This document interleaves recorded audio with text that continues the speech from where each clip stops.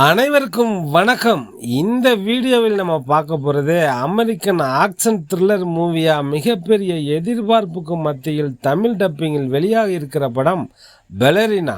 படம் எப்படி இருக்குன்னு பார்ப்போம். இந்த படம் ஜான்விக் ஃப்ரான்ச்சைஸில் 5வது படமாக வெளியாகி இருக்கிற படம் பெலரினா. 2019 வெளியான ஜான்விக் சாப்டர் 3 அந்த கதை நடக்கும்போது அதுக்கு பேரலாக நடக்கிற மாதிரி செட் பண்ணியிருக்காங்க. ஜான்விக் சாப்டர் 3 பார்த்துட்டு இந்த படம் பார்த்தா உங்களுக்கு ஈஸியாக கனெக்ட் ஆகும்.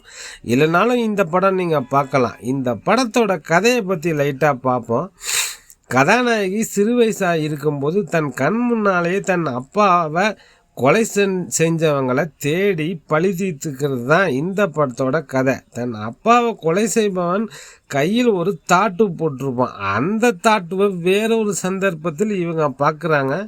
அதுக்கப்புறம் இவனுங்களை ரிவெஞ்ச் எடுக்கணும்னு களத்தில் இறங்குறாங்க. அதுக்கப்புறம் என்னாச்சுன்னு படம் பார்த்து தெரிஞ்சுக்கோங்க. இந்த படம் டெக்னிக்கலாக ஸ்ட்ராங்கான படம். சினிமாவில் இருக்கிற அத்தனை செக்ஷனும் ஹார்ட் ஒர்க் பண்ணியிருக்காங்க. மியூசிக், சவுண்டு, பிஜிஎம், விஎஃப்எக்ஸ்னு அத்தனையும் அபாரமாக இருக்குது. மசாலா படம் பார்த்து போர் அடிக்குது அப்படின்னு நினைக்கிறவங்க, ஒரு ஆக்ஷன் காட்சிகள் தெரிக்கிற மாதிரி வேறு லெவல் பிரமாதமான படம் பார்க்கணுன்னு நினைக்கிறவங்க இந்த படம் பாருங்கள். இது ஒரு ஹீரோயின் சப்ஜெக்ட் தான்.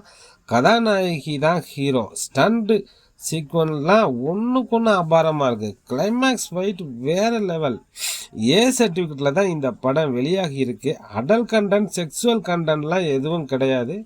ரத்தம் தெரிக்கக்கூடிய வன்முறை காட்சிகள் படத்தில் இருக்குது. ஒரு தரமான ஆக்ஷன் படம் பார்க்கணுன்னு நினைக்கிறவங்க இந்த படம் பாருங்கள். ஓகே ஃப்ரெண்ட்ஸ், நம்ம டெல்டா 7 சேனலில் மீண்டும் சந்திப்போம்.